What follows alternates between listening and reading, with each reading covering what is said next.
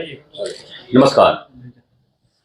मैं श्रीधाम वृंदावन से ऋतीश्वर आज झारखंड की राजधानी रांची में देश के विभिन्न हिस्सों से होते हुए जो भी मेट्रो सिटीज़ हैं, देश की जो भी राज्य हैं उनकी राजधानियां हैं, देश में सबसे बड़ी समस्या रोटी कपड़ा मकान सदा से रहा है, आज भी है, आगे भी रहेगा। पर सबसे बड़ी बात यह है कि जो डिप्रेशन, तनाव, टेंशन और रेगुलरली आपने देखा होगा कि ग्लैमरस वर्ल्ड में जो लोग बहुत नाम वाले हैं, पैसे वाले हैं, जो लिटरेट हैं, एजुकेटेड नहीं, there are big difference between literacy and education. Literate होने का अर्थ ये होता है कि केरला में 97% लिटरेसी है, पर भारतवर्ष में सबसे ज़्यादा वृद्धाश्रम वहीं पर है। अगर पढ़ाई का ये रिजल्ट होता है कि बच्चे अपने माँ बाप को नहीं रख सके, तो लानत है ऐसी पढ़ाई पर। 97% पढ़ाई पर, 97% केरला। एजुकेशन के लिए मैकॉले ने हमें एक ऐसी शिक्षा व्यवस्था दी जिसने ये कहा कि भारत आज़ाद तो हो जाएगा, लेकिन मानसिक रूप से सदा गुलाम रहेगा, और वो तीसरी पीढ़ी है हमारी। तो हम चाहे जितने भी प्रयत्न कर लें, जब तक आध्यात्मिक रूप से उन्नत नहीं होते, आध्यात्म का अर्थ होता है शरीर को तो हमने जानना प्रारंभ कर दिया, पर इस शरीर को जो नियंत्रित करता है मन, मनोरोगी आज दुनिया में सबसे ज्यादा है। इस दुनिया में सबसे ज्यादा पर व्यक्ति इनकम अमेरिका, स्वीडन और जापान में। इस दुनिया में सबसे ज्यादा शिक्षित लोग तीन ही कंट्री में, अमेरिका, स्वीडन एंड जापान। पर आपको जानकर आश्चर्य होगा कि सबसे ज्यादा पागल मनोरोगी अमेरिका, स्वीडन एंड जापान में। सबसे ज्यादा आत्महत्याएं अमेरिका, स्वीडन एंड जापान में होता है। ये कनेक्शन क्या है? जहां सबसे ज्यादा इनकम है, जहां सबसे ज्यादा लिटरेसी है, वहां सबसे ज्यादा पागल, सबसे ज्यादा मनोरोगी और सबसे ज्यादा आत्महत्याएं। इसका अर्थ है विश्व को कंसर्न होना चाहिए, दुनिया को अब जगना चाहिए। भारत विश्व गुरु कभी लिटरेसी के बल पे नहीं रहा था। मैकॉले की शिक्षा व्यवस्था के बल पर कभी कोई विश्व गुरु नहीं बना। विश्व गुरु का अर्थ होता है वर्ल्ड मास्टर, दुनिया का मास्टर। मास्टर हम फिजिक्स और केमिस्ट्री से नहीं बने थे, मास्टर हम इकोनॉमी से नहीं बने थे, मास्टर हम आध्यात्मिक ज्ञान से बने थे। जहां सुदामा जैसा गरीब भी प्रशांत आत्मा कहलाता था, जहां बड़े से बड़े लोग भी आनंद, शांति और प्रेम में रहते थे। वसुधैव कुटुंबकम हमारी पहली नीति थी। कल से रांची में, झारखंड की राजधानी में, हम एक हनुमान जी के ऊपर कथा। अब कथा शब्द बड़ा ओल्ड है, जैसे ही कथा शब्द आता है तो जितने भी यंग स्टूडेंट्स हैं वो नाक भौं सिकोड़ने लगते। कथा, mythology, myth, but they don't know. वो भी बेचारे अज्ञानी हैं, उनको पता नहीं। मैं खुद ही 3 डॉक्टरेट लिया हुआ, मेरी लिटरेसी बहुत हायर, इसलिए किसी लिटरेसी के दबाव में मैं आता नहीं। मेरे गुरु ने मुझे बहुत संपत्ति दी है जिससे मैं भारतवर्ष की सेवा कर सकूं, लगातार श्री कृष्ण का, आध्यात्म का और भारतीय धर्म का प्रचार कर सकूं। तो कोई अभाव प्रभाव अपने ऊपर है नहीं, बस श्री कृष्ण और गुरु के भाव में और अपने राष्ट्र के लिए कुछ करने का एक जज्बा भीतर में। मैं साधु बाद में हूं, पहले भारत का एक नागरिक हूं, और भारत के एक नागरिक होने के नाते भारत के भाई बहनों के प्रति हमारी जो ड्यूटी है, उस ड्यूटी को, मुझे जो विद्या मेरे गुरु ने दी है, उस विद्या को मैं भारतवर्ष के कोने कोने में और दुनिया में बांट रहा हूं। कल से 7 दिवसीय हनुमंत कथा रहस्यम है। हनुमान जी की कथा। क्या हनुमान जी बच्चों के लिए एक स्पाइडरमैन की तरह और शक्तिमान की तरह एक केवल कैरेक्टर हैं, केवल एक ग्राफिक्स के कैरेक्टर हैं, या हमारे लड्डू चढ़ाने के एक ऐसे देवता हैं जहां 1.25 मन का लड्डू चढ़ा दिया और हमारा काम बन गया? जो 7 बार पाठ कर जोई छूट ही बंदी महासुख होई। भैया 100 बार जो पाठ कर देगा उसके बंदी छूट जाएंगे। यहां 5000 बार करने के बाद भी बंदी नहीं छूट रहा, उसके बाद धर्म के ऊपर से आस्था उठ जा रही है। भैया गलत लिखा हुआ है। जब तक मर्म को नहीं जानते, एसेंस को नहीं जानते, तब तक धर्म का व्याख्यान करना उचित नहीं है। एक बात बड़ी पक्की है, गंगा जल पवित्र है, पर मरे हुए कुत्ते की खोपड़ी में, गंदे खोपड़ी में आपको अगर मैं दूं तो आप पियोगे? नहीं पियोगे। तो ये क्या कर रहे हैं महाराज जी? अरे गंगा जल है, पी लो। अरे बोला मरे हुए कुत्ते की खोपड़ी में पात्र गलत है। तो चाहे वस्तु कितना अच्छा भी क्यों ना हो, पात्र अगर गलत है तो आप उसको स्वीकार नहीं करते। आज मुझे ऐसा लगता है कि धर्म के नाम पर जो कथाएं हो रही हैं, उन कथा का जब उद्देश्य सिर्फ धन कमाना हो जाता है या अपनी प्रसिद्धि या ख्याति हो जाती है, तब ना आप मानवता की सेवा कर पाते हैं, ना आप सनातन की सेवा कर पाते हैं, ना आप राष्ट्र की सेवा कर पाते हैं, ना अपने ही भाई बहनों की सेवा कर पाते हैं। मैंने जीवन में एक व्रत लिया है, मैं जहां भी कथा करने जाता हूं, पैसे का कोई संबंध नहीं होता। और ऐसा नहीं कि टेबल के नीचे से ले लिया कि हमारा गौशाला है दे देना, हम डायरेक्ट नहीं लेते, पर गौशाला में दे देना, तो एक ही बात हुआ, कोई अंतर नहीं हुआ। कथा हमारा व्यवसाय नहीं, कथा हमारा व्यसन है भारतवासियों के प्रति।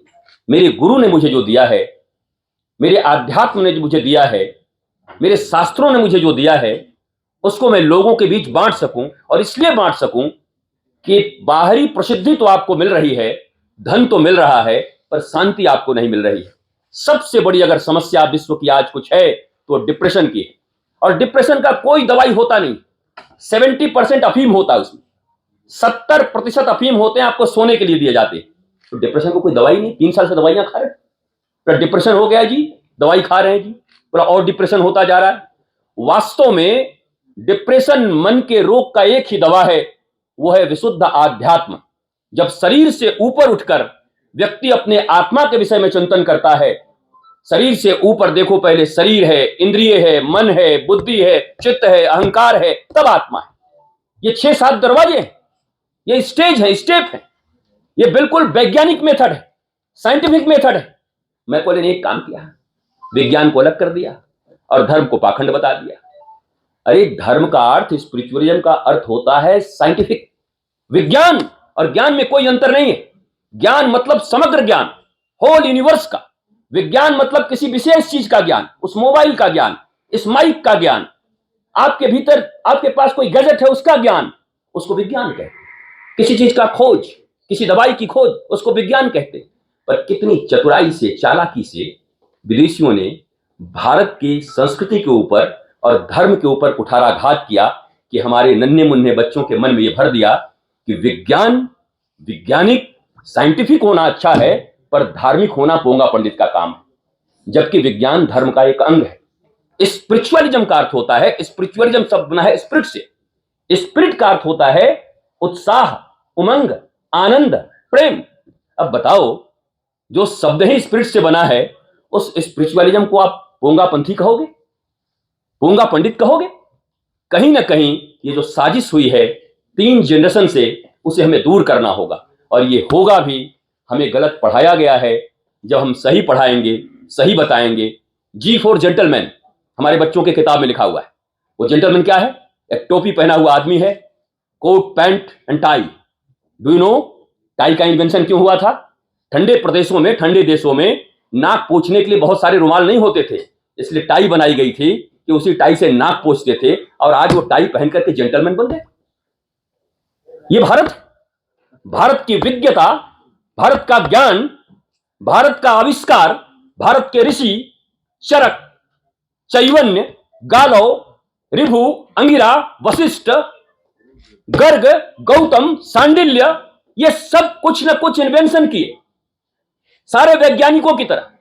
लेकिन आज इनको पोंगा बता दिया, क्योंकि भारत की संस्कृति के ऊपर जब तक कुठाराघात नहीं होगी, तब तक भारत को गुलाम बनाए रखना असंभव होगा। पहले तो 85,000 बुक जलाए गए आपके नालंदा में, पर श्रुत था, तब तक लोगों को याद रहते थे, फिर से लिखा गया। लेकिन अब तो वो भी नहीं। आप एक बच्चे से अगर गीता की बात पूछ लो, नहीं बता पाएंगे। मैं तो इस्लाम को सही मानता हूं, कम से कम उनको कुरान याद है। छोटे छोटे बच्चे कुरान की आयतें याद करके रखें। पर मैं आपसे पूछता हूं, आपके सनातन धर्म में कोई बच्चा, क्या गीता पढ़ना अनिवार्य है? आज अगर गीता को जला दिया जाए तो क्या दोबारा गीता को कोई कहने वाला बचेगा इस पृथ्वी पर? क्योंकि आने वाले समय में तो गीता को पढ़ने वाले कोई नहीं, याद करने वाले कोई नहीं। पहले श्रुत होता था, सुन के शिष्य याद रखते थे। अगर जला भी दिया गया तो हमारे हृदय में होता था, फिर हम उसे लिख लेते थे। कहीं ना कहीं भारतवर्ष के ग्रंथों को विलीन करके, नष्ट करके, भारतवर्ष की समृद्धि को मिटा करके, भारत को दरिद्र बना करके, भारत को याचक बना करके, भारत के लिए सब कुछ विश्वगुरु था, सोने की चिड़िया थी, थी, अब है क्या? सब था, पास्ट टेंस। प्रेजेंट क्या है आपका? बोला प्रेजेंट तो कुछ दिन पहले सोना गिरवी रखी आए थे 90-91 में, प्रेजेंट तो इतना हमारा अच्छा था। प्रेजेंट क्या है? था से कुछ नहीं होता, था से सीख सकते हैं। और वो इसलिए था कि हम अपने शास्त्र, हम अपने गुरु परंपरा और गुरुकुल परंपरा के ऊपर चलते थे। गुरुकुल परंपरा एक ऐसी परंपरा है जिस गुरुकुल से बच्चे निकलते हैं वो नौकरी मांगते नहीं, बल्कि सैकड़ों विदेशियों को नौकरी देते हैं। उस गुरुकुल को नष्ट किया गया यहां पर इसीलिए, और आज नौकरी की समस्या खड़ी। इस दुनिया में मनुष्य नौकर बनने के लिए नहीं आया है। नौकरी शब्द ही कितना खतरनाक है, जरा देखो। नौकरी चाहिए, नौकर बनने के लिए इतना परेशान क्यों हो? परमात्मा के अंश हो, ईश्वर अंश, जीव अविनाशी, चेतन अमल, सह सुख राशि, मालिक क्यों नहीं बनना चाहते? क्योंकि उस आध्यात्म से हमें मिटा दिया गया। विगत आने वाले 7 दिनों तक हमारे कौन सा जगह है, पैलेस, मुझे याद नहीं, हाँ जी, नंदन पैलेस में हनुमान जी के ऊपर, राम जी के ऊपर, कृष्ण के ऊपर, शिव के ऊपर हमारे आध्यात्मिक जो चरित्र हैं, हम जिन्हें भगवान कहते हैं, हम जिन्हें भक्त कहते हैं, हम केवल कैरेक्टर मानते हैं, माइथोलॉजी कह के बच्चे छोड़ देते हैं। मिथ शब्द ग्रीक से आया है, ये हमारा शब्द नहीं है। मिथ, मैथोलॉजी, ये मैथोलॉजी नहीं है, ये हमारा गोल्डन हिस्ट्री है। राम हमारे हिस्ट्री हैं, कृष्ण हमारे हिस्ट्री हैं। 100 करोड़ मतलब 1 अरब 97 करोड़ वर्ष पुरानी हमारी हिस्ट्री है। भैया जुरासिक पार्क देख के मान जाते कि वो होगा। राम को मानने में इतनी तकलीफ, कृष्ण को मानने में इतनी तकलीफ है। डायनासोर था, राम नहीं थे। क्या क्या क्या पढ़ाया जा रहा है? आप जरा सोचो, अगर हम आप नहीं जगे, आप पत्रकार हैं, लोकतंत्र के चौथे स्तंभ हैं, और आप ही वर्तमान विश्व में सबसे ज्यादा ताकतवर हैं। आपकी बात क्षण भर में, पल भर में पूरी दुनिया में पहुंच जाती है। एक अन्याय किसी के साथ हो और 1 मिनट में सोशल मीडिया और न्यूज की इतनी ताकत है कि पूरा विश्व हिल जाता है और न्याय देना पड़ता है सरकारों को। अगर सोशल मीडिया, ये पत्रकार जगत, ये लोकतंत्र के चौथे स्तंभ और धर्म को सर्वोच्च सत्ता कहा गया था, लेकिन धर्म भी जब पैसे के लिए बिक गया, धर्म भी जब प्रसिद्धि के लिए, धर्म में लोग सिद्ध होते थे, अब प्रसिद्ध होना चाहते। सिद्धि और प्रसिद्धि में बड़ा अंतर है। अगर आप सिद्ध हैं तो प्रसिद्धि आपका पीछा करेगी, अगर आप केवल प्रसिद्ध होना चाहते हैं तो सिद्धि आपको छोड़ देगी। खैर, मैं यहाँ प्रवचन करने नहीं आया। प्रवचन का जगह नंदन पैलेस है। वहां पर 7 दिनों तक 3-3 घंटे तक, 4 बजे से लेकर 7 बजे तक जितने भी स्टूडेंट हैं, जितने भी, आपको जानकर बड़ा सुखद अनुभूति होगा कि जब अमेरिका ने भारत को सुपर कंप्यूटर देने से मना कर दिया था, तो जिन डॉक्टर विजय रहटकर ने बनाया था, वो मेरे बड़े परम मित्र हैं। हम एक जगह जब मिले पुणे में, उन्होंने मुझे सुना तो उन्होंने कहा, मैंने सुपर कंप्यूटर तो जरूर बनाया, पर आज पहली बार वृंदावन से आए किसी सन्यासी को सुनकर लग रहा है कि भारत की ताकत सुपर कंप्यूटर नहीं, भारत की ताकत सच्चा अध्यात्म है और सच्चे ऋषि हैं। वो विजय रहटकर साहब। इस दुनिया में सबको अध्यात्म चाहिए, बस कर्म कांड से हटाकर रियल नॉलेज की तरफ ले जाएं। 2 + 2 = 4, इज इट नॉलेज? नो, ये information. But who am I, why I am here, what I am doing, जब तक मनुष्य ये नहीं जानता, तब तक उसके जीवन में अशांति बनी रहेगी। तब तक वो कितना भी कमा ले, सुशांत सिंह की तरह, चाहे तुनिशा भी, चाहे अभी एक और बच्ची टीवी की एक्ट्रेस, ग्लैमरस वर्ल्ड में रहती हैं, पैसे हैं, नाम है, ऐसी कौन सी कमी पड़ गई 19 साल में कि आत्महत्या की जरूरत पड़ गई, जबकि बहुत लोगों को 2 वक्त की रोटी नहीं मिल रही। इन्हीं सब विषयों पर चर्चा होगा। ये हनुमान कथा कोई ऐसी कथा नहीं है कि आप आए श्री गुरु चरण सरोज रज और गा करके छोड़ दिया, हाँ दक्षिणा दे दू जी, बल्कि हनुमान जी भगवान राम के दूत हैं, सनातन संस्कृति के वाहक हैं, और वास्तव में एक परम योद्धा की तरह एक सुंदर कांड में सुंदर जीवन जीने का अगर कोई गुर दे सकता है। मैंने एक बुक भी लिखी थी जिसका नाम है सुंदर कांड, मन का ब्यूटी पार्लर। वो अमेजोन पे उपलब्ध है, आप कभी देख सकते हैं, पढ़ सकते हैं। सुंदर कांड मन का ब्यूटी पार्लर। तन के ब्यूटी पार्लर तो बहुत हैं, पर मन को सुंदर कौन बनाएगा? इन्हीं सब विषयों पर निरंतर 7 दिनों तक 3-3 घंटे धारा प्रवाह आध्यात्म के ऊपर चर्चा होगी, जो विज्ञान के माध्यम से संस्कार चैनल, शुभ चैनल इत्यादि के माध्यम से देश विदेश में करोड़ों लोग देखेंगे भी। लेकिन रांची के लोगों के लिए, झारखंड के लोगों के लिए ये सौभाग्य है कि वो सामने बैठकर प्रश्नोत्तरी करके उनके मन में जो शंकाएं होंगी वो पूछकर उसका लाभ उठा सकते हैं। 7 दिनों तक ये भगवत की भगीरथी धारा यहाँ बहेगी। हम आप सबों से भी जरूर रिक्वेस्ट करेंगे, यद्यपि आप बड़े व्यस्त हैं, व्यस्तता है, हम सब कम वक्त लोग हैं, वक्त बड़ा कम है हम लोगों के पास, लेकिन उसी कम वक्ती से थोड़ा समय अपने बच्चों के लिए निकालकर अपने परिवार के साथ निश्चय एक दिन आप भी आएंगे, 1-2 दिन आएंगे, और आएंगे तो आपको पता चलेगा this is the real spiritualism. ये आध्यात्म है, वास्तव में इसकी चर्चा होनी चाहिए, वास्तव में देश को इसकी जरूरत है। और आप जब आएंगे आपको आह्लाद मिलेगा। आप सबको नमन करते हुए झारखंड की जो 3 करोड़ और 73 लाख, करीब 3.25 करोड़ की आबादी है, तो 3.25 करोड़ की आबादी और भारत की 140 करोड़ की आबादी सब शांति से, आनंद से, स्वस्थ होकर, सुखी होकर, मस्त होकर रहें। आध्यात्म इसके लिए बना है और ये 7 दिन रांची वासियों को मिला है। मैं निवेदन नहीं करता कि वो आए, क्योंकि जगह भी काफी कम है, 400 पीपल के लिए सिर्फ वहां पे जगह है, और वो वन डे के लिए सबके बुक है कि 3 को आपको, 4 को आपको, 5 को आपको, 6 को आपको।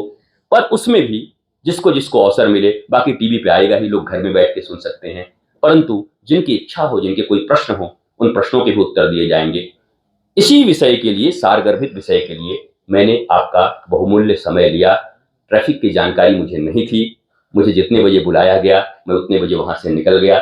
मुझे लगता है मैं देर किया, इसके लिए हृदय से आपसे क्षमा प्रार्थी। ऐसा हो गया। हाँ, ये थोड़ा अलग हट के इससे बाबा, ये अभी हाल में बयान एक आया था कि राहुल गांधी में राम दिखाई दे रहा है। जी, आप क्या मानते हैं, अध्यात्म क्या वो, क्या वाकई राहुल गांधी राम को आत्मसात कर रहे हैं या क्या है? देखिए, मैंने इसका जवाब बहुत सारे राष्ट्रीय चैनलों पर दिया है, चाहे आर भारत हो, चाहे एबीपी हो, आज तक हो, सब पर मुझसे पूछा गया था, और मैं आज भी जवाब दे देता हूं। राहुल गांधी में राम दिखता है, तो राहुल गांधी राम हैं, ये कहना सनातन धर्मावलंबियों के लिए, हिंदू धर्मावलंबियों के लिए आपत्ति का विषय हो सकता है। लेकिन अगर किसी ने ये कहा है कि राहुल जी में राम दिखते हैं, राहुल राम जैसे लगते हैं, तो मुझे बहुत ज्यादा इससे आपत्ति नहीं है, क्योंकि आज भी हम रामलीला करते हैं और धनुष बाण लेकर के कोई आता है तो हमारी श्रद्धा उस व्यक्ति के प्रति राम की तरह होती ही है। अगर उनके कार्यकर्ताओं को राम उनमें नजर आते हैं, हाँ, इतना बात जरूर कहूंगा, यही बात आप किसी दूसरे मजहब के लिए नहीं कह सकते। इतना सा कह देंगे तो आपको बड़ी तकलीफ हो जाएगी, मुश्किल हो जाएगा, हंगामा, देश में हंगामा मच जाएगा, विश्व में हंगामा मच जाएगा। इसलिए कोई भी बयान देते समय किसी भी राष्ट्रीय पार्टी को, किसी भी राष्ट्रीय परिप्रेक्ष्य में बड़े लोगों को बहुत सावधानी से बयान देना चाहिए। और मैं दल की राजनीति से ऊपर उठकर भारत के दिल की राजनीति करता हूं, भारत के दिल की बात करता हूं। लेकिन जो दल सनातन संस्कृति की, राष्ट्रवाद की और राष्ट्र के उन्नति की बात करता है, समग्रता की बात करता है, विकास की बात करता है, उसके साथ एक नागरिक के रूप में मैं सदा खड़ा हूं। वो दल कोई भी हो, उससे कोई फर्क नहीं पड़ता। मिस्टर राहुल गांधी आज इन सब चीजों को अपना करके आ जाएं तो राहुल गांधी मेरे आइडियल बन जाएंगे। मुझे किसी व्यक्ति से तो चिढ़ है नहीं और मुझे किसी व्यक्ति से प्रेम है नहीं। जो विचारों का वहन करता है, जो सुंदर विचारों को लेकर चलता है, वर्तमान में मुझे ऐसा लगता है, मुझे कहने में कोई तकलीफ नहीं होनी चाहिए कि भारत में प्रधानमंत्री नरेंद्र मोदी राष्ट्रवाद के लिए काम कर रहे हैं, भारत के विकास के लिए काम कर रहे हैं। मैं जिस राज्य में रहता हूं उस राज्य में योगी महंत आदित्यनाथ जी मुख्यमंत्री के रूप में लॉ एंड ऑर्डर बहुत अच्छा रखे, क्योंकि इस यूपी में मैं बरसों से रहता हूं, 30 साल हो गए मुझे रहते हुए, मैंने बहुत सारे लॉ एंड ऑर्डर देखे। लेकिन वो, और ऐसा नहीं कि मुझे किसी से मेरी तकलीफ है, अखिलेश यादव मेरे बहुत नजदीकी, बहुत करीब, कई बार वो दर्शन कर लिया। लेकिन लॉ एंड ऑर्डर और बाकी चीजों में, राम मंदिर का बनना, भारतीय अस्मिता की रक्षा होना, भारतीय संस्कृति की रक्षा होना, इन सब बातों को जब देखता हूं तो लगता है कि शासन अच्छा चल रहा है, प्रशासन अच्छा चल रहा है, निरंतर सुधार की संभावनाएं बनी रहती हैं। उससे भी अच्छा काम हो, जनता को ये सोचना चाहिए और सरकारों को भी ये सोचना चाहिए। तो राहुल गांधी में अगर उनके कार्यकर्ताओं को राम नजर आते हैं, अगर राम कहते हैं तो मुझे आपत्ति है, पर राम जैसा कोई गुण नजर आता होगा तो मुझे कोई आपत्ति नहीं। महाराज जी, एक सवाल ये कि वृंदावन से आए हैं, जैसे अयोध्या का मामला, मंदिर बन रहा है जी काशी विश्वनाथ जी। और तीसरा नंबर जो है वृंदावन का है, तो उस पर आपकी क्या टिप्पणी है? आज मैं यहाँ हूँ और मुझे वहां होना चाहिए था, क्योंकि आज ही 2 तारीख है और आज से वहां पर क्या है आपको पता ही है, सर्वे का ऑर्डर हुआ है और मैं इसका प्रणेता रहा हूँ। कृष्ण जन्मभूमि में भगवान श्री कृष्ण का विराट मंदिर विकसित हो, जितनी एकड़ में उनकी भूमि है, मैं प्रणेता रहा हूँ। पहली मीटिंग मैंने की उसकी। तो मैं तो वृंदावन से हूं, मेरी परम आस्था है श्री कृष्ण में।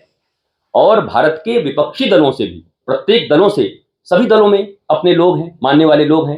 मैं पूछता हूं कृष्ण से आपको कोई तकलीफ? अरे बोला मैं तो चाहता ही हूं, पर ऊपर से नहीं कह सकता। मेरा ऐसा मानना है, राजनीति ऐसी होनी चाहिए जो यहां से कह सको वो यहां से भी कह सको। हाँ, घर में कुछ अलग, बाहर कुछ अलग नहीं, तो मन और मुख एक होना चाहिए। राम, कृष्ण और भोलेनाथ ये भारत की आत्मा है। अयोध्या, मथुरा, काशी, ये दुनिया में कौन नहीं जानता कि ये सनातन धर्मावलंबी के लिए। वेटिकन सिटी का नाम आते ही पोप का नाम याद आता है, वहां कोई मंदिर की बात करेगा। मक्का मदीना का नाम याद आते ही वहां पता चलता है कि भाई वहां उनके वो रहते हैं, कोई दूसरा कोई मंदिर बनाने की बात करेगा। तो अयोध्या, मथुरा और काशी में साबित करने की जरूरत है कि हमारे भगवान वहां पर आए और हमारा स्थान है। औरंगजेब हमारे होंगे, बाबर हमारे होंगे, डॉक्टर एपीजे अब्दुल कलाम आजाद हमारे होंगे। वो हमारे लीडर हैं, वो हमारे लिए आइडियल हो सकते हैं, पर हम किसी बाबर को, किसी औरंगजेब को, किसी मुगल को अपना आइडियल मानने को राजी, और भारत की बहुतायत मुस्लिम जनसंख्या भी नहीं मानती। कुछ लोग मानते होंगे तो मुझे पता नहीं, क्योंकि मैं जब टीवी डिबेट्स पर बैठता हूं, जितने भी मुस्लिम स्कॉलर हैं वो मेरे बड़े अच्छे मित्र हैं, बहुत अच्छे मुझे फॉलो करते हैं, मेरे आश्रम में आते हैं और कहते हैं आप बहुत सटीक बोलते हैं, अच्छा बोलते हैं, भारत को ऐसी ही बोली की जरूरत है। तो मुझे नहीं लगता कि बहुत ज्यादा कोई परेशानी है, पर जिन कुछ मुट्ठी भर लोगों को राजनीति करनी होती है वो करते रहते हैं। एक सवाल सब महाराज जी, आप भूविज्ञान मास्टर डिग्री, भूविज्ञान से आप संत की तरफ आपकी यात्रा कैसे शुरू हुई? देखिए, जियोलॉजी मैंने ऑनर्स किया, उसके बाद फिर बहुत सारे मैथमेटिक्स में भी मैं बहुत ब्रिलियंट रहा हूँ। केमिस्ट्री मेरा सबसे प्यारा सब्जेक्ट रहा है, और फिजिक्स के न्यूमेरिकल्स आप आज भी पूछ सकते हो। हिस्ट्री में भी रुचि रही है। तो वो मैं लिटरेसी मानता हूँ, वो साधारण जो पढ़ाइयाँ हैं ना उसको मैं लिटरेसी मानता हूँ, और वो बाएं हाथ का खेल है, वो पढ़ना कोई बहुत बड़ी बात नहीं। सब विद्या 2 प्रकार की होती है, एक जीवन की विद्या, एक जीविका की विद्या। जीविका की विद्या चाहे हार्वर्ड से पढ़ करके आओ, चाहे रांची के किसी सरकारी विद्यालय में पढ़ो, पैसे कमाने के लिए तो पढ़ रहे हो, बाप बड़ा ना भैया सबसे बड़ा रुपया, इसी लिए तो पढ़ रहे हो। तो वो है जीविका की विद्या, हाउ टू अर्न मनी। पर एक जीवन की विद्या है जो सदगुरु, गुरुकुल और शास्त्रों से मिलती है, वो सिखाता है how to learn money. Money को लर्न भी करना पड़ता है। केवल अर्न करके जिन लोगों ने रखा, आत्महत्याएं करनी पड़ गई, पर जिन लोगों ने मनी के चरित्र को पढ़ लिया वो मौज में रहे, आनंद में रहे। इसलिए दोनों विद्याएं अपने बच्चों को साथ साथ दिलवाना, एक तरफ जीविका की विद्या और दूसरी तरफ जीवन की विद्या, एक ही विद्या मिल रही है जिसके कारण इतनी अशांति, इतना तकलीफ, इतने मनोरोगी और इतनी आत्महत्याएं हो रही। wartatimes.co.in सबकी वार्ता, सच की वार्ता।